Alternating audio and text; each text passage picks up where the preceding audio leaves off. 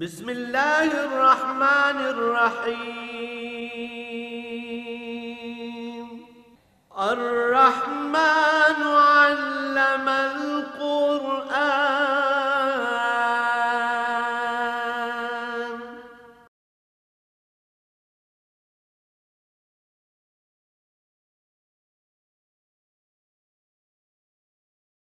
اعوذ باللہ من الشیطان الرجیم بسم اللہ الرحمن الرحیم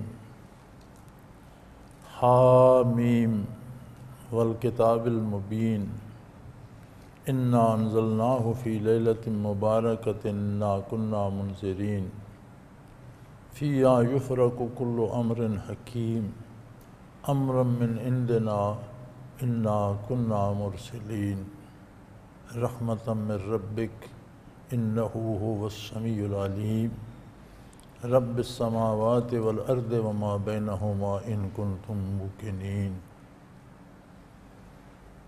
اللہم سبحانک لا علم لنا الا ما علمتنا انک انت العلیم الحکیم رب اشرح لي صدری ویسر لی امری واحلل عقدۃ من لسانی یفقہوا قولی رب زدنی علما مولا صلی وسلم دائما ابدا علی حبیبک خیر الخلق کلہم۔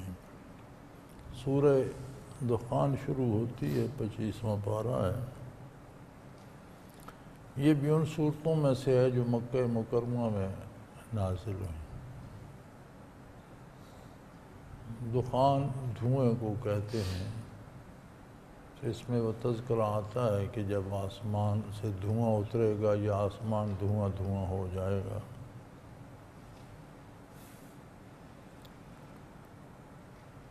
حامیم حروف مقطعات ہیں، ان کے بارے بارہ عرض ہو چکا۔ والکتاب المبین، اس واضح کتاب کی قسم۔ قسم سے مراد ہوتا ہے کہ جس کی قسم کھائی جا رہی ہے، آگے جو بات آ رہی ہے اس پر یہ گواہ ہے۔ اس لیے یہ حکم ہے کہ کسی کام میں اللہ کے علاوہ کسی کی قسم نہ کھائی جائے۔ ماں کی قسم، باپ کی قسم، تمہارے سر کی قسم، یہ سب حرام ہے، ناجائز ہے۔ قسم صرف اللہ کی ہوگی جو ہر وقت ہر بات پہ گواہ ہے، شاہد عدل ہے، دیکھ رہا ہے، جانتا ہے۔ تو فرمایا کتاب مبین، واضح ایک ایسی کتاب جو کسی کام میں، وہ عقیدے سے متعلق ہو یا عمل سے، وہ دنیا سے متعلق ہو یا آخرت کے، وہ دنیا کے کسی امر سے متعلق ہو، ذاتی ہو، خاندانی ہو، قومی ہو، ملکی ہو، بین الاقوامی ہو، وہ عدلیہ سے ہو، سیاسیات سے ہو، تعلیمات سے ہو، انداز حکمرانی سے ہو، وہ صلح سے ہو، جنگ سے ہو، بیع و شراء سے ہو، معیشت سے ہو، وہ مسائل صحت کے ہوں، بیماری کے ہوں، وہ زندگی کے ہوں یا موت کے یا ما بعد الموت کے، کتاب مبین ہے، واضح کتاب ہے اور ہر سوال کا صحیح ترین جواب دیتی ہے۔ فرمایا یہ کتاب جو حقائق سے پر ہے، زندگی کی ہر حقیقت کی نقاب کشائی کرتی ہے، یہ اس بات پر گواہ ہے کہ اس کتاب کو ہم نے بہت مبارک رات میں اتارا ہے، برکت والی رات میں نازل فرمایا ہے۔ انا کنا منذرین، مقصد یہ تھا کہ لوگوں کو ان کے انجام سے آگاہ فرمایا جائے۔ نزول کتاب کا مقصد کیا تھا؟ کہ لوگوں کو اس دنیا میں، اس دنیا کے عقائد و اعمال کے جو نتائج ہیں ان سے آگاہ کر دیا جائے، بے خبری میں نہ مارے جائیں۔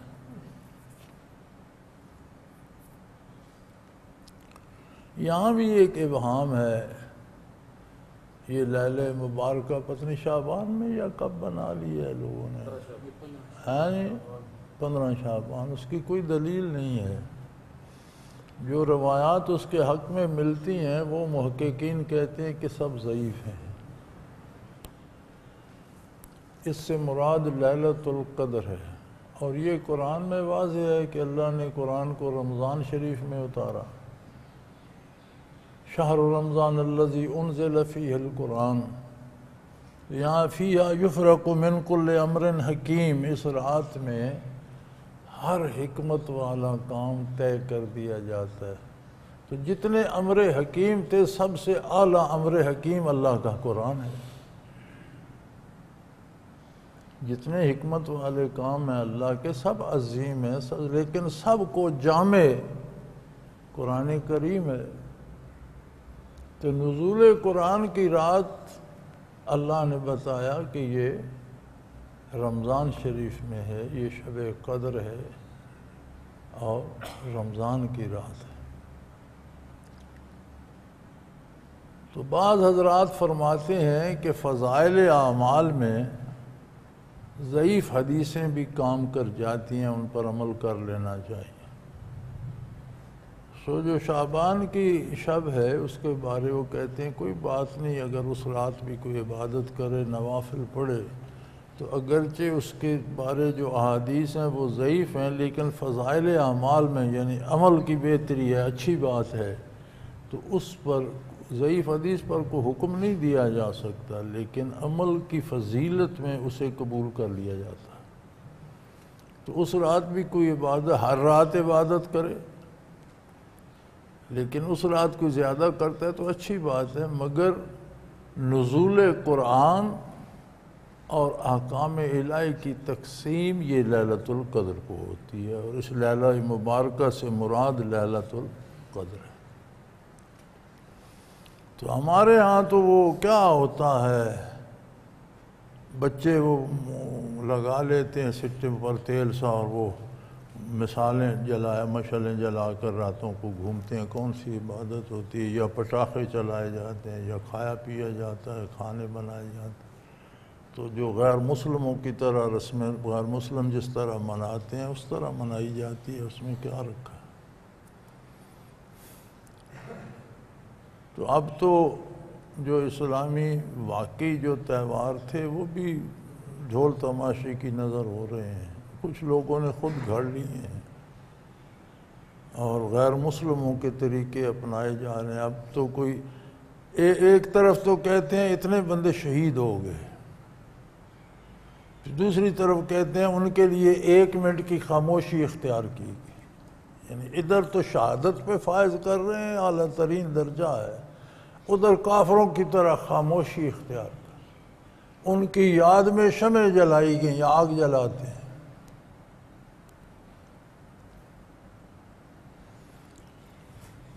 '63 کی بات ہے، میں ڈلوال سکول میں پڑھاتا تھا، سکول کے ساتھ ایک مسجد ہے، بڑی مزیدار سی مسجد ہے، آباد اس وقت کم ہوتی تھی، اب کا پتہ نہیں۔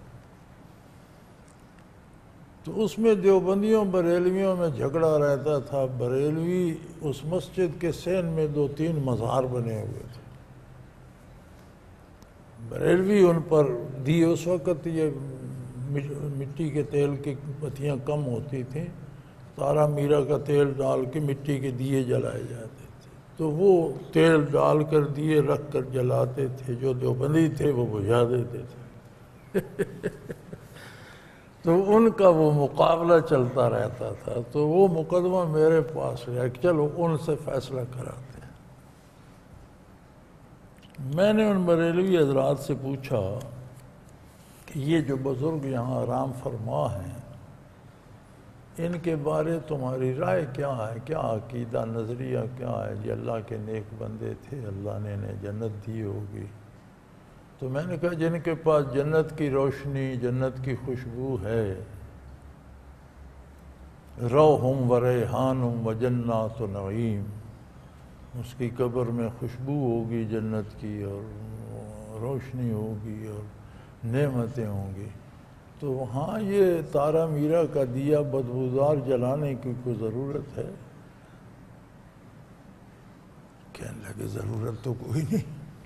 میں نے کہا یہ تو جلے تو سارے کمرے میں تیل کی بدبو پھیل جاتی ہے، دھواں الگ ہوتا ہے، اور اگر خدا نہ خواستہ بندہ جہنم میں ہے اس کی قبر جہنم کا گڑھا ہے، اور آگ جل تو مزید آگ جلانے کی کیا ضرورت ہے، اس کے لیے وہی کافی ہے۔ تو پھر کیا کریں؟ میں نے کہا یہ تیل اور دیے مسجد کو دے دو، ساتھ جو مسجد ہے تو یہ تیل مسجد کی اس میں ڈال جایا کرو ٹن میں، اور وہ دیے مسجد میں روشنی کریں گے۔ تو اس پہ اتفاق ہو گیا۔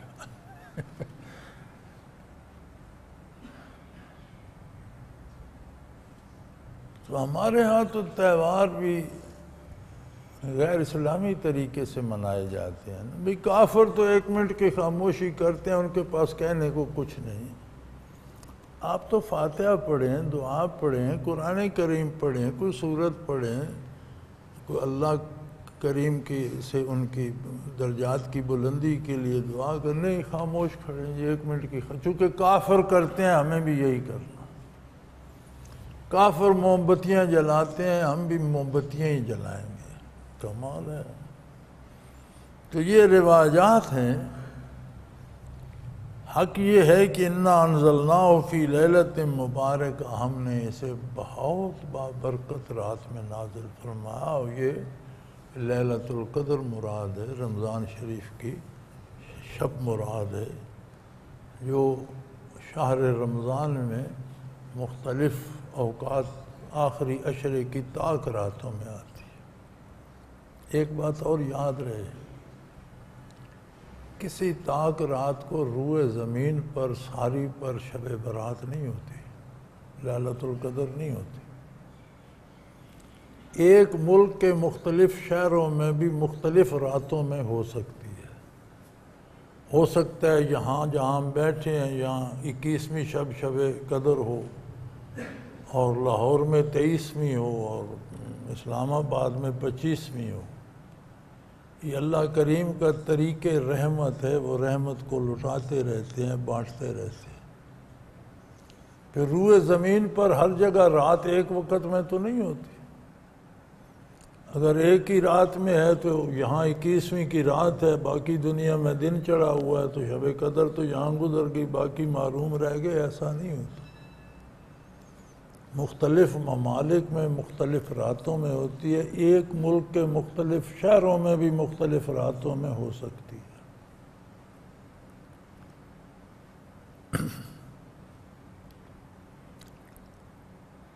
تو ہم نے اس روشن واضح کتاب کو ایک بہت بابرکت رات میں نازل فرمایا۔ مقصد یہ تھا کہ بنی نوع انسان کو اس کے عقیدے اور عمل کے انجام سے بر وقت مطلع کر دیا جائے۔ اس میں کوئی شبہ نہیں، کوئی ادنا سا شک نہیں۔ اور کتنی خوش بختی کی بات ہے کہ جب توفیق عمل ہے اس وقت بتا دیا جائے کہ یہ کرو گے فائدہ ہوگا، یہ کرو گے نقصان ہوگا۔ فِيهَا يُفْرَقُ كُلُّ أَمْرٍ حکیم، یہ ایسی مبارک رات ہے کہ آئندہ اس رات تک کے جتنے حکمت والے فیصلے، اللہ کا ہر فیصلہ حکمت والا ہے، تو جتنے فیصلے مخلوق میں نافذ ہونے ہیں، صحت، بیماری، زندگی، موت، رزق، عہدہ، جتنے فیصلے پیدا ہونا مرنا، جتنے فیصلے سال میں نافذ ہونے ہیں، ان کو تقسیم کر دیا جاتا ہے، طے کر دیے جاتے ہیں، فرشتوں کے سپرد کر دیے جاتے ہیں، اور سال بھر ان پر عمل درآمد ہوتا رہتا ہے۔ امرم من عندنا، یہ ہمارا فیصلہ ہے۔ یہ اللہ کریم فرماتے ہیں یہ ہماری بارگاہ کا حکم ہے، یہ طے ہے ہماری طرف سے۔ انا کنا مرسلین، اور ہم ہی بھیجنے والے ہیں، ہم ہی انبیاء کو مبعوث فرماتے ہیں، یہ ہمارا فیصلہ ہے۔ مخلوق کے مشورے سے اور لوگوں کی رائے سے کوئی نبی نہیں بنتا۔ نبوت عطا باری ہے، اور ہمارا فیصلہ ہے ہم کس کو نبی بناتے ہیں، کس کو رسول بناتے ہیں، کس کے ذریعے کتاب پہنچاتے ہیں۔ رحمتاً من ربک، یہ بعثت انبیاء اور نزول کتاب اے انسان تیرے پروردگار پالنے والے کی طرف سے بہت بڑی رحمت ہے۔ پالن ہار ہے نا، پالنے والا ہے۔ انسان کو اس نے وجود مادی بھی دیا، اس کے لیے کتنی مادی دنیا سجا دی، پھر اس کے لیے دماغ دیا جو سمجھتا ہے کیا مفید ہے، کیا مضر ہے، کیا میٹھا ہے، کیا کڑوا ہے، کس میں عزت ہے، کس میں بے عزتی ہے۔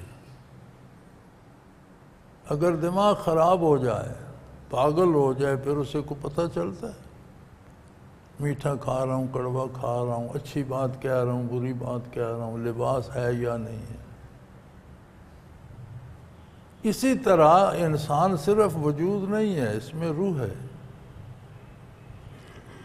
روح کا، روحانیت کا اپنا ایک عالم ہے، اس کی بھی ضرورتیں ہیں، اس کی بھی صحت و بیماری ہے، اس کے لیے لطیفہ قلب عطا فرما۔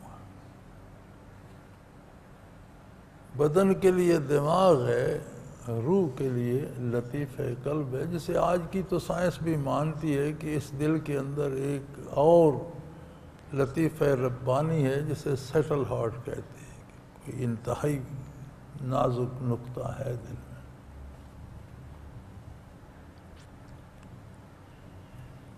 تو جس پروردگار نے دماغ دیا اور اتنا عالم پھیلایا اور شعور دیا کہ اس میں سے میٹھی چیزیں کھائے کڑوی چھوڑ دے، اچھے کام کرے برے چھوڑ دے، اس کے ذمہ تھا کہ روح کے جہان کے بھی راز منکشف کرتا، اس کی بھی تربیت کرتا، اس کا بھی شعور دیتا۔ یہ اس کی، چونکہ وہ رب ہے، اس کی ذمہ داری تھی، چنانچہ اس نے انبیاء مبعوث فرمائے اور روحانی زندگی کا سبب بنا دی۔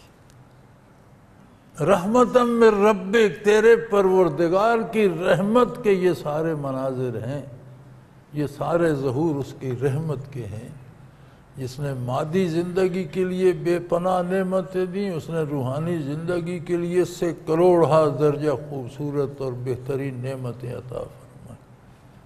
مادی زندگی کے لیے وجعلنا من الماء کل شیء حی، پانی کو زندگی کی بنیاد بنا دیا، وہاں نبوت کے ابر رحمت کو باعث حیات بنا دیا۔ تو اب انسانی زندگی یہ ہے کہ دماغ بھی سلامت ہو اور دل بھی سلامت ہو، وجود کو بھی آسانیاں پہنچیں، لذت پہنچے، خوبصورت زندگی گزارے، اور روح بھی آسانیاں پائے، لذت پائے، خوبصورت زندگی گزارے، اور دونوں مل کر اچھے انجام کو پہنچیں۔ یہ تیرے رب یعنی پالنہار کی ضرورتیں پوری کرنے والا، صرف بدن کی ضرورتیں پوری کرتا، روح کی چھوڑ دیتا تو پالنہار تو نہ ہوا، رب تو نہ ہوا۔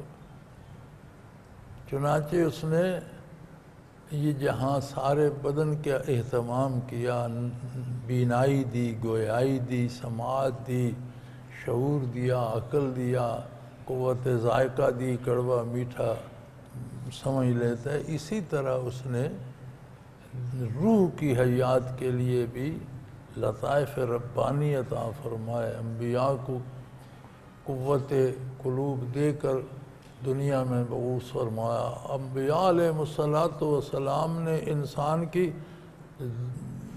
جسمانی زندگی کا بھی سارا اہتمام فرمایا اور صحیح طریقے بتائے، اور روحانی زندگی کا بھی سارا قصہ بتا دیا، عطا فرما دیا۔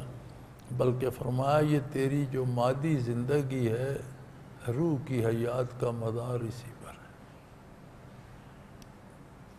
جیسے بعض چیزیں کھانے سے تو مر جاتا ہے، اسی طرح حرام کھانے سے روح مر جائے گی۔ بعض باتیں کرنے سے تیرا نقصان ہوتا ہے، اسی طرح جھوٹ بولنے سے روح کو نقصان پہنچے۔ تو رب العالمین نے تو بدن اور روح کی زندگی کے دونوں کے پورے اسباب بتا دیے۔ زمین پر سورج روشن کر دیا، کائنات کو حیات عطا کرتا ہے، ادھر نور نبوت کے سورج چڑھا دیے، وہ روح کو حیات عطا فرماتے ہیں۔ اِنَّهُ هُوَ السَّمِيعُ الْعَلِيمُ، یقیناً وہ ہر بات کے سننے والا ہر چیز کو جاننے والا، رب السماوات والارض وما بینہما، وہی اکیلا پالنہار ہے، ضرورتیں پوری کرنے والا ہے، آسمان والوں کی بھی، آسمانوں کی بھی، زمینوں کی، اور زمینوں آسمانوں میں جو کچھ ہے ہر ذرے کی ضرورت پوری کرنا یہ اس کی شان ہے، ساری مخلوق اس کی ہے، وہ واحد مالک ہے، وہی خالق ہے، وہی مالک ہے، اور وہی ہر چیز کا پالنہار ہے، ہر ضرورت مند کی ہر ضرورت ہر جگہ ہر وقت صرف وہ پوری کر رہا ہے۔ ان کنتم موقنین، بشرطے کہ تمہیں ماننے کی توفیق نصیب ہو، تم یقین کرنے والے بنو۔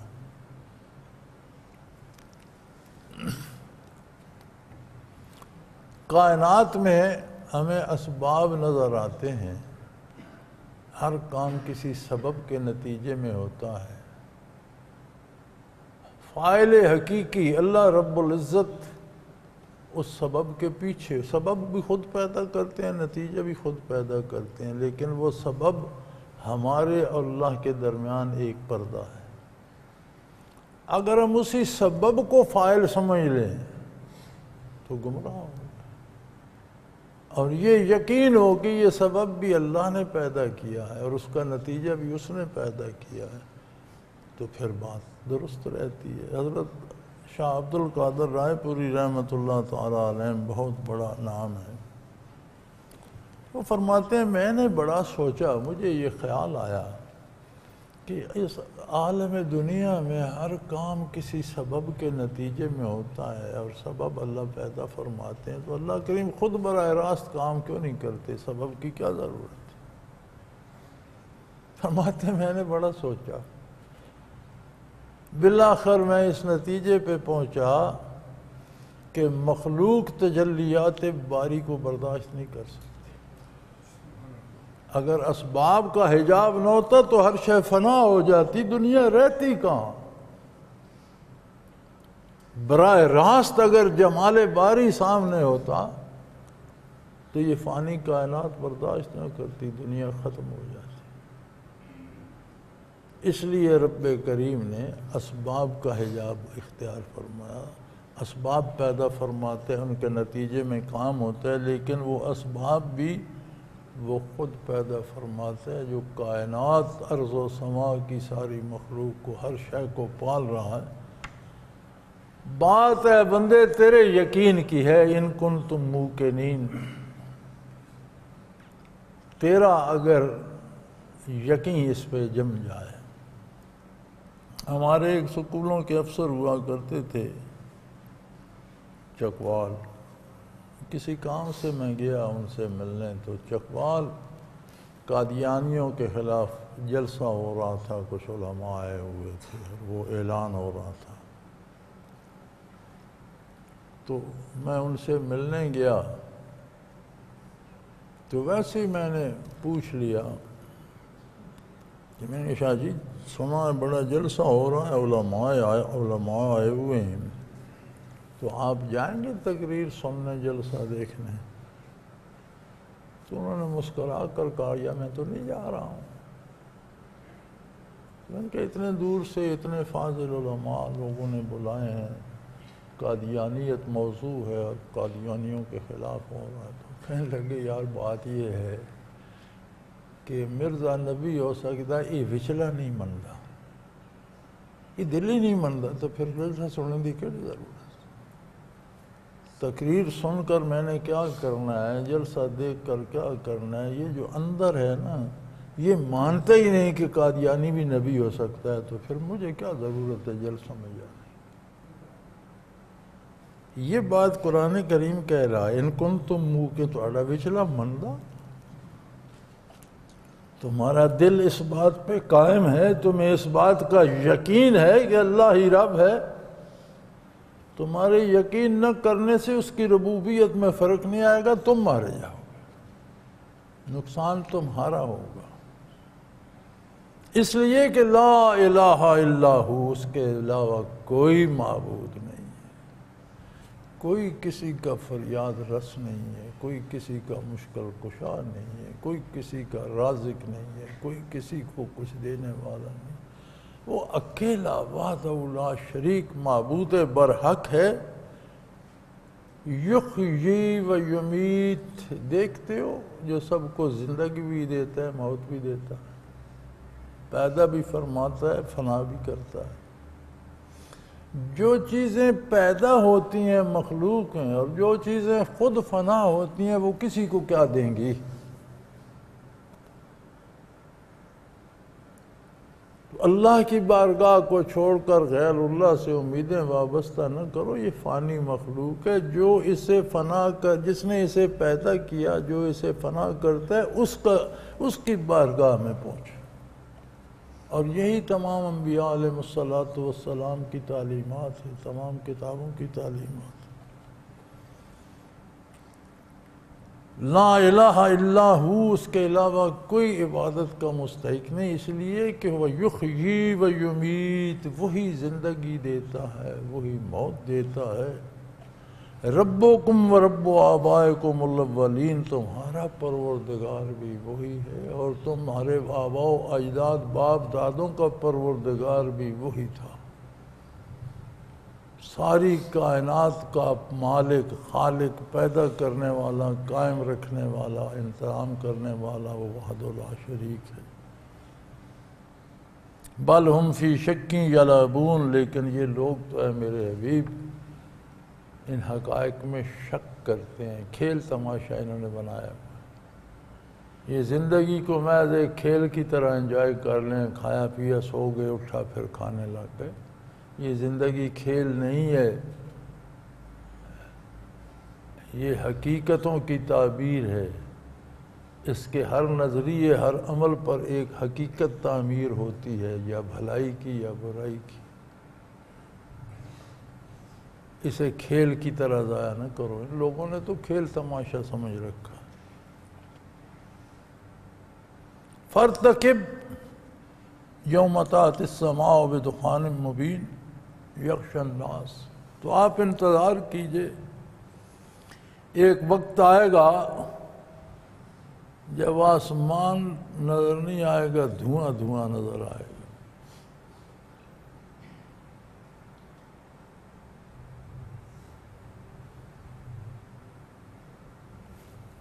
حدیث شریف کا مفہوم ہے کہ قیامت کو اس طرح کا دھواں آسمان سے اترے گا کہ کفار کے ہر مسام تک پہنچ جائے گا، بدن کے ہر مسام سے دھواں نکلے گا، اور جدھر دیکھیں گے دھواں ہی دھواں نظر آئے گا۔ اہل مکہ نے جب بہت شرارتیں کی تو نبی کریم صلی اللہ علیہ وسلم نے بددعا فرمائی کہ اللہ انہیں اس طرح کا قید دے جیسا یوسف علیہ السلام کے زمانے میں ہوا تھا۔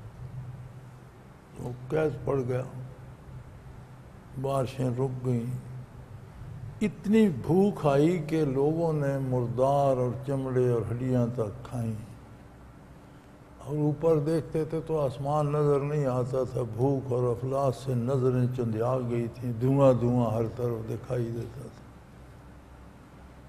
وہ بھی اس سے مراد ہے۔ اور عرصہ محشر میں کافر کو جو دھواں نظر آئے گا اور آسمان دھوئیں سے بھر جائیں گے، اس کا وجود دھواں، ہر مسام سے دھواں نکلنا شروع ہو جائے گا۔ وہ بھی پھر مدینہ منورہ حاضر ہوئے تھے، معافی چاہی تھی، دعا منگوائی تھی، ہم ایمان لے آئیں گے، حضور نے دعا فرمائی، بارشیں ہو گئیں، قید سالی چلی گئی، پھر مقابلے پہ تکڑے ہو گئے۔ فرمایا فارتقب، انتظار فرمائیے، جس دن آسمان دھواں دھواں ہو جائے گا، یغشی الناس، اور لوگوں کو ڈھانک لے گا، تو یہ نہ سمجھو صرف دھواں ہوگا، ھذا عذاب علیم، یہ بڑا دردناک عذاب ہوگا۔ ایک ایک مسام سے دھواں نکلے گا تو آگ ہوگی، ایک ایک ذرے کو الگ الگ عذاب ہو رہا ہوگا، بہت دردناک عذاب ہوگا۔ اس دن کافر بھی پکاریں گے ربنا اکشف عنا العذاب انا اے ہمارے رب، اس دن تو اپنا رب بن جائے گا، اے ہمارے رب۔ دنیا میں پتہ نہیں کس کس کو رب مانتے رہے، وہاں کہیں گے اے ہمارے پروردگار یہ عذاب ہم سے ہٹا دے، ہم ایمان لاتے ہیں۔ فرمایا انا لہم الذکریٰ، اب ایمان لانے کا کیا فائدہ، اب ایمان لانے کا کون سا موقع ہے، وہ موقع تم ضائع کر چکے۔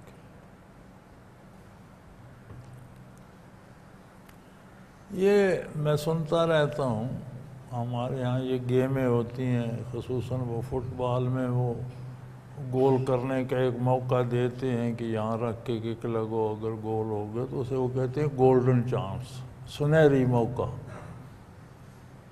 کہ آسانی سے ایک ہی دفعہ کک مارے تو گول ہو جائے۔ یہ زندگی گولڈن چانس ہے، ایک ہی دفعہ ہے، کسی نے گول کر لیا، نہیں کیا تو دوبارہ نہیں ملے گی، یہ سنہری موقع ہے۔ فرمایا اس دن تو کہیں گے یا اللہ اس عذاب سے تو ہی ہمارا رب ہے، تو ہی نجات دے سکتا ہے، ہم مانتے ہیں، ہم مانیں گے، ہم ایمان لاتے ہیں۔ فرمایا انا لہم الذکریٰ، اب ماننے کا کیا فائدہ، وَقَدْ جَاءَهُمُ الرَّسُولُ مُبِينٌ، ان سب کے پاس تو میرا رسول آیا تھا واضح احکام لے کر، تب نہیں مانا، اب ماننے کا کیا فائدہ، اب تو ہر چیز سامنے، اب تو مانے بغیر چارہ ہی نہیں۔ اب جب دوزخ کے دھوئیں تمہارے مسام میں گھس گئے ہیں، مانو گے نہیں تو کیا کرو گے، لیکن اب ماننے کا فائدہ تب ماننا تھا جب میرے نبی نے تمہیں یہ باتیں بتائیں۔ رسول مبین، ایسا رسول جس نے ہر بات کھول کر واضح کر کے بتایا۔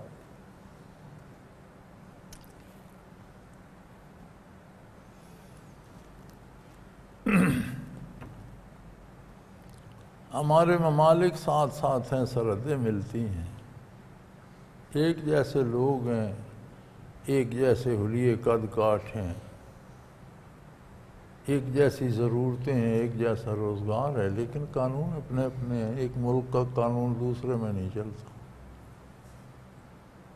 جو دور دراز ہیں شکلیں بھی مختلف ہیں، غذائیں مختلف ہیں، بیماریاں مختلف ہیں، دوائیں مختلف ہیں، زبانیں مختلف ہیں، ان سب کا ایک قانون کیسے ہو سکتا ہے؟ یہ پاکستان کا قانون برطانیہ میں یا برطانیہ کا امریکہ میں تو نہیں چلتا۔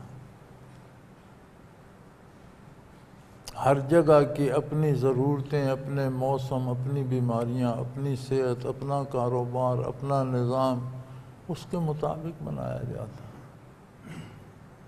یہ صرف شان محمد الرسول اللہ صلی اللہ علیہ وسلم ہے کہ جو قانون بنا دیا وہ ساری کائنات کے ہر فرد و بشر کے لیے ہر جگہ قابل عمل بھی ہے، یکساں مفید بھی۔ پھر آج نہیں، 1450 سال کا فاصلہ ہے۔ اس دور میں جب کوئی لکھنا پڑھنا نہیں تھا، کتابیں نہیں چھپتی تھیں، تار ٹیلی فون، ریڈیو، ٹیلی ویژن نہیں تھے، پراپوگنڈا نہیں ہو سکتا تھا، ذرائع آمد و رفت نہیں تھے، زندگی کے ہر سوال کا جواب دیا، روئے زمین کے ہر باسی کے لیے اور قیامت تک کے لیے جتنی تبدیلیاں دنیا میں آتی ہیں، آتی جائیں، ہر سوال کا جواب وہی رہے گا جو محمد الرسول اللہ نے۔ اسی لیے فرمایا رسول مبین، کھول کر بیان کرنے والا رسول میں نے ان کے پاس بھیجا، تب نہیں مانتے تھے، اب ماننے کا کیا موقع ہے۔ ثم تولوا عنہ وقالوا معلم مجنون، آپ کے ارشادات سن کر منہ اٹھا کر چل دیتے تھے اور کہتے تھے کچھ سیکھا سکھایا ہوا پاگل ہے، پتہ نہیں کس نے ان سے یہ باتیں سکھا دی ہیں، اور پاگل ہے خود، اسے پتہ نہیں، جو کسی نے سکھا دیا وہ کہہ رہا ہے. یہ گستاخی اس رسول کی شان میں کرتے تھے صلی اللہ علیہ وسلم جسے میں نے رسول مبین، ہر راز کے کھولنے والا، ہر حکمت کے بتانے والا، ہر بات کو واضح کر دینے والا رسول بھیجا.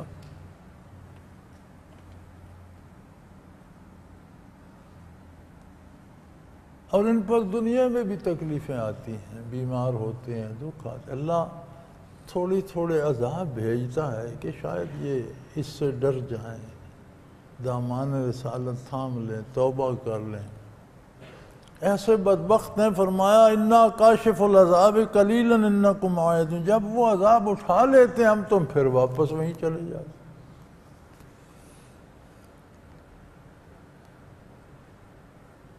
بیمار پڑ جاتے ہو تو خیرات بھی ہوتی ہے، قرآن کے ختم پڑھائے جا رہے ہیں، قبروں پہ غلاف چڑھائے جا رہے ہیں، نیکیاں سمجھی جا رہی ہیں. زندہ لوگ ننگے پھرتے ہیں، قبروں کو غلاف پہنائے جا رہے ہیں. اور پھر جب صحت مند پھر بھول بھال جاتے ہیں، جب تکلیف ہٹ جاتی ہے پھر کوئی نہیں. لیکن ایک دن آ رہا ہے یوم نبطش البطشۃ الکبریٰ، جس دن یہ عارضی پکڑ نہیں ہوگی، چھوٹی موٹی بیماریاں نہیں ہوں گی، یہ چھوڑے دنوں کی قید سالی یا بخار یا یہ نہیں ہوگا. بطشۃ الکبریٰ، بہت بڑی گرفت ہوگی. اس دن پھر وہ عذاب اٹھائے نہیں جائیں گے، انا منتقمون، بلکہ ہر ایک کو اس کے کردار کا بدلہ دیا جائے گا. جو کچھ اس نے کیا وہ اسے بھگتنا پڑے گا. جب قیامت کی گرفت آئے گی تو یہ دنیا کے چھوٹے چھوٹے جو عذاب آتے ہیں یہ ہوتے ہیں سبق حاصل کرنے کے لیے. ان سے تم نہیں سیکھتے تو پھر جب بڑی گرفت قیامت کی آئے گی، وہ بطشۃ الکبریٰ، وہ بہت بڑی گرفت ہے، اس میں روح رعایت پھر نہیں ہوگی. پھر اپنے کردار کو بھگتنا پڑے گا، اس کا انجام بھگتنا پڑے گا. اور دنیا میں مثالیں موجود ہیں. وَلَقَدْ فَتَنَّا قَبْلَهُمْ قَوْمَ فِرْعَوْنَ وَجَاءَهُمْ رَسُولٌ كَرِيمٌ، ہم نے تم سے پہلے فرعون کی قوم کو آزمایا، آزمائش میں ڈالا، اور ان کے پاس بہت محبت کرنے والا کریم رسول بھیجا، بہت پیار کرنے والا، بہت ہمدردی کرنے والا. اللہ کے نبی کتنے کریم ہوتے ہیں کہ بندہ کفر کر رہا ہے، اللہ کی نافرمانی کر رہا ہے، کفر و شرک میں، گناہ میں غرق ہے، اور وہ چاہتے ہیں کہ اسے گناہ اور کفر و شرک کی غلاظت سے نکال کر، نہلا دھلا کر، صاف کر کے اپنے ساتھ کھڑا کر. کیا عجیب بات ہے. نبی نیکوں کے لیے نہیں آتے کہ نیکوں کو چن لیں، ہر گناہ گار بدکار کے لیے بھی در رحمت واہ ہوتا ہے. تو فرعونیوں نے گمراہی کی حد کر دی. فرمایا ہمارا احسان دیکھو، ہم نے محبت کرنے والا کریم رسول مبعوث فرمایا. اور انہوں نے آواز لگائی اندو الی عباد اللہ انی لکم رسول امین، اللہ کی مخلوق پر ظلم توڑنا بند کر. اور یہ بنی اسرائیل جن کو تم نے، بنی اسرائیل کو تو اس طرح استعمال کرتے تھے نا کہ بنی اسرائیل کے قتل کا بھی کوئی جرم نہیں تھا،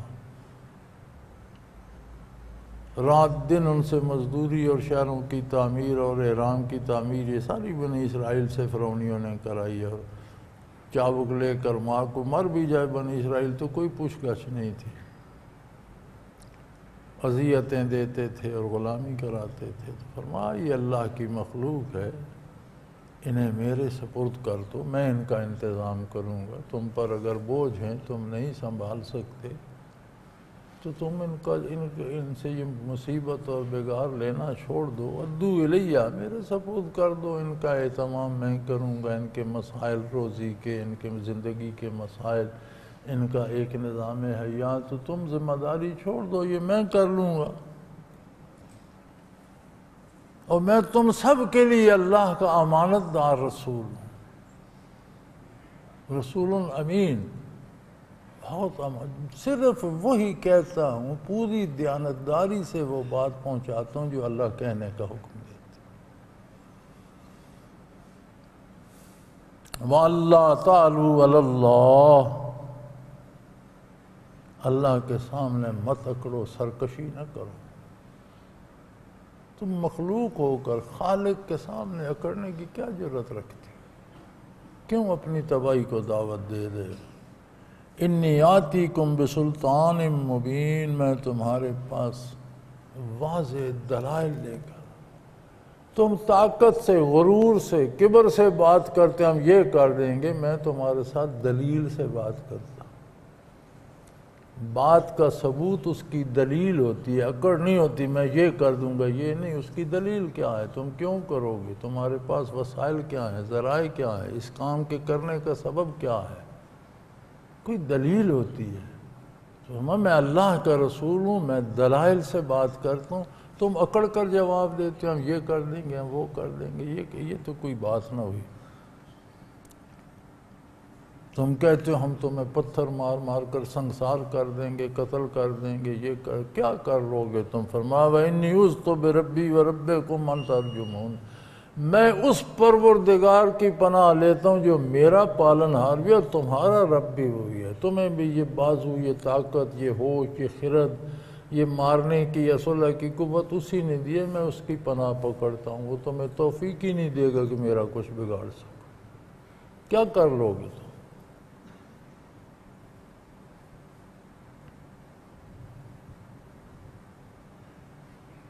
اور پھر اگر تمہیں یہی ضد ہے کہ ہم نے نبی کو نہیں ماننا، فَإِن تُؤْمِنُوا بِي فَاعْتَزِلُونِ، اگر تم مجھ پر ایمان نہیں لاتے تو میرے ایذاء کے درپے مت ہو، میرے ساتھ دشمنی مت کرو، میں جانوں اللہ کی مخلوق جانے، جو مانتا ہے وہ مان لے گا، تو میرا راستہ تو نہ روکو، چھوڑ دو مجھے، میں جانوں اللہ کی مخلوق جانے۔ لیکن گناہ کی مصیبت یہ ہے کہ ہر بدکار آج بھی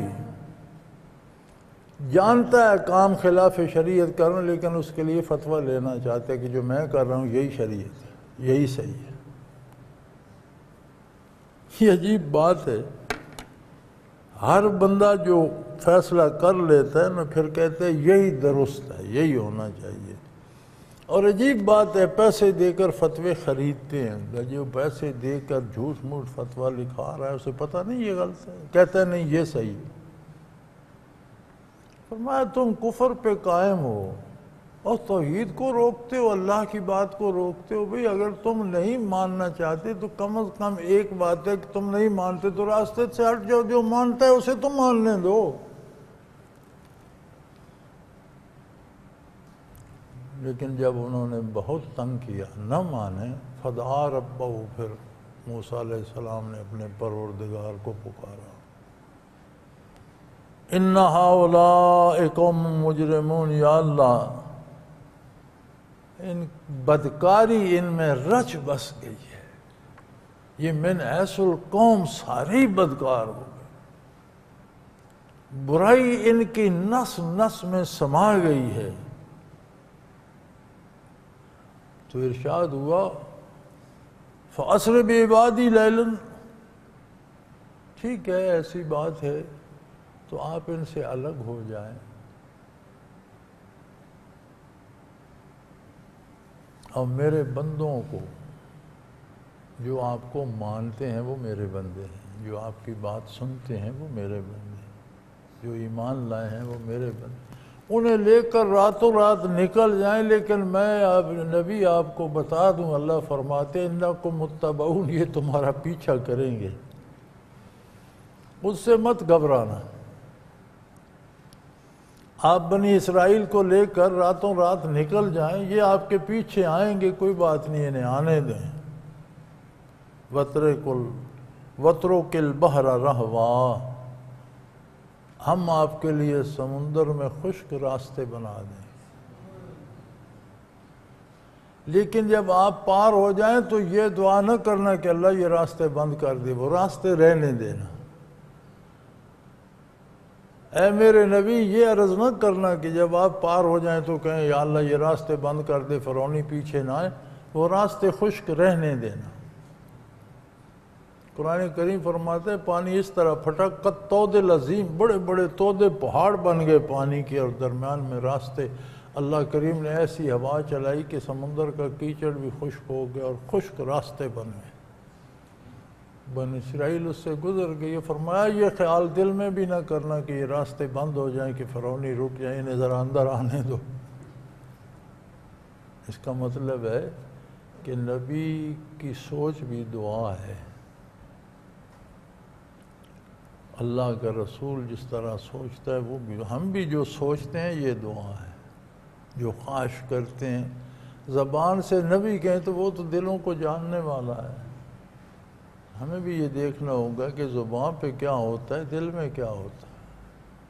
اصل دعا وہ ہے جو دل میں ہوتی ہے۔ تو وہاں موسیٰ علیہ السلام کو حکم دیا جانا کہ آپ یہ نہ سوچیں کہ اب ہم پار آ گئے، بنی اسرائیل پار آ گئی، راستے بند ہو جائیں، نہیں، راستے خشک اور کھلے رہنے دیں۔ انہم جند مغرقون، یہ پورا لشکر جب اندر آ جائے گا تو پانی از خود مل جائے گا اور یہ غرق ہو کر تباہ ہو جائے گا۔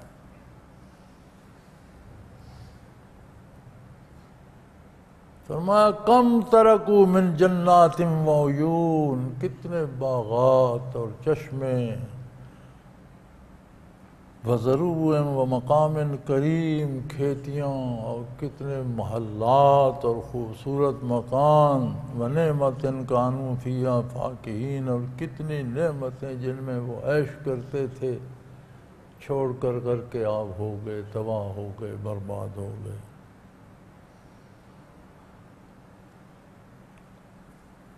اللہ اور اللہ کے نبی کی نافرمانی کا انجام تو یہ ہوتا ہے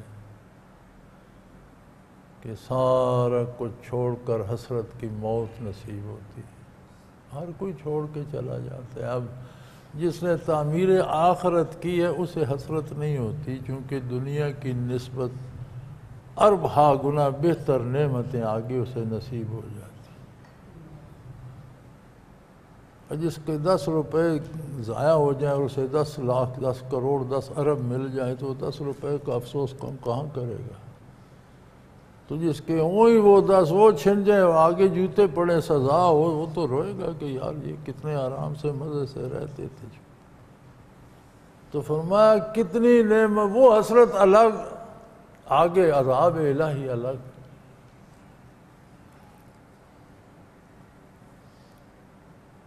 اغرقوا فادخلوا نارا، قرآن کریم کہتا ہے غرق تو پانی میں ہوئے، آگ میں گھس گئے۔ بظاہر غرق دریا ہوئے، پانی میں اغرقوا، پانی میں غرق ہوئے، فادخلوا نارا، لیکن آگ میں پہنچ گئے۔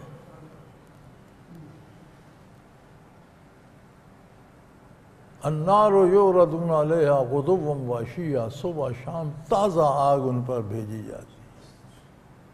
کبھی قیامت تو قائم نہیں نہ ہوئی، جس کا مطلب ہے عذاب و ثواب برزخ برحق ہے۔ اور قیامت کو فرمایا شدید عذاب میں گرفتار ہوں گے۔ قرآن کریم کہتا ہے کہ گھر کے آب ہونے سے لے کر اب تک اور قیامت تک صبح شام تازہ آگ جہنم کی فرعون اور آل فرعون پر بھیجی جاتی ہے۔ اسی کو برزخ کا عذاب کیا۔ عذاب برحق ہے تو ثواب بھی برحق ہے۔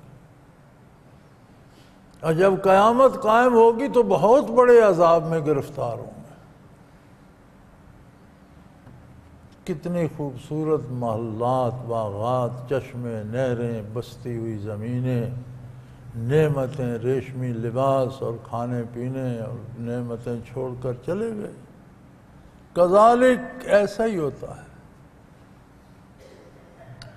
جو پودا بھی آپ لگاتے ہیں ایک دن پھل لے آتا ہے۔ برائی کا پودا یہی پھل لاتا ہے، کفر کا اور شرک کا پودا ایسا ہی پھل لاتا ہے۔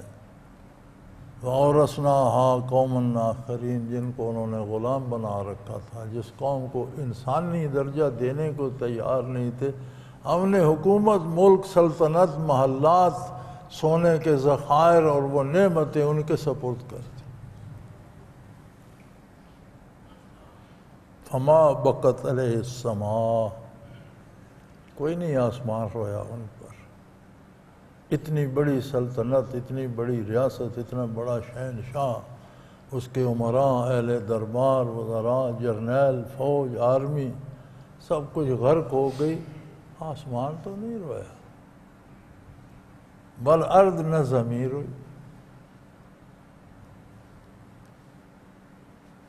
مراد ہے کہ اللہ کی کائنات پر تو کوئی اثر نہیں ہوا، ویسا ہی نظام کائنات چل رہا ہے، کچھ نہیں رکا، سب کچھ ویسا ہی ہے. وہی سورج طلوع ہو رہا ہے، وہی ہوائیں چل رہی ہیں، وہی بادل برس رہے ہیں، وہی کھیتیاں اگ رہی ہیں، ہوا تو کچھ بھی نہیں. اور ایک حدیث شریف کا مفہوم یہ بھی ہے کہ جب اللہ کا کوئی نیک بندہ مرتا ہے تو اس پہ زمین بھی روتی ہے جس پہ وہ عبادت کیا کرتا، اور آسمان بھی روتا ہے جس سے اس کی عبادت گزر کر بارگاہ الہی میں جاتی تھی. ارض و سما محسوس کرتے ہیں کہ وہ لذت جو اس کے سجدوں میں تھی وہ ختم ہو گئی. فرمایا ان پر تو نہ زمین نے افسوس کیا نہ آسمان نے. انہوں نے بھی سمجھا خس کم جہاں پاک، بوجھ اترا جان چھوٹی. وما کانوا منظرین، اور جب گرفت آئی تو پھر انہیں کوئی مہلت نہیں دی گئی. جب اللہ کی پکڑ آتی ہے تو پھر وہ سوچنے کا موقع گزر جاتا ہے، پھر کوئی مہلت نہیں ملتی، پھر ایک دم سے ہر چیز تباہ ہو جاتی ہے. آخر دعوانا ان الحمدللہ رب العالمین. اللہ کریم اپنے عذابوں اور اپنی گرفت سے معاف فرمائے، اپنی اور اپنے حبیب کی اطاعت کی توفیق عطا فرمائیں، نیکی پہ قائم رکھیں، نیکی پہ موت نصیب ہو اور نیک انجام ہو. الحمدللہ رب العالمین والصلاة والسلام. اللہم ربنا لا تقتلنا بغضبک ولا تہلکنا بعذابک واعف عنا قبل ذلک. اللہم ربنا لا تسلط علینا من لا یرحمنا انت ولینا فی سفرنا ماضرنا. اللہم انصر الاسلام والمسلمین انک علی کل شیء قدیر. اللہم ربنا وفقنا لما تحب وترضى واجعل آخرتنا خیر من الاولی وصلی اللہ تعالی علی حبیبک رحمتک. اللہ اللہ اللہ اللہ اللہ اللہ اللہ اللہ. حضرت امیر محمد اکرم آوان مد ذلہ العالی دارالعرفان منارہ ضلع چکوال میں سالہ سال سے قرآن و حدیث کے اوپر خطابات کر رہے ہیں اور سلسلہ نقشبندیہ اویسیہ کے مطابق لوگوں کو ذکر الہی کی تربیت دے رہے ہیں. وہ قرآن پاک کی تفسیر ترتیب وار بیان کر رہے ہیں.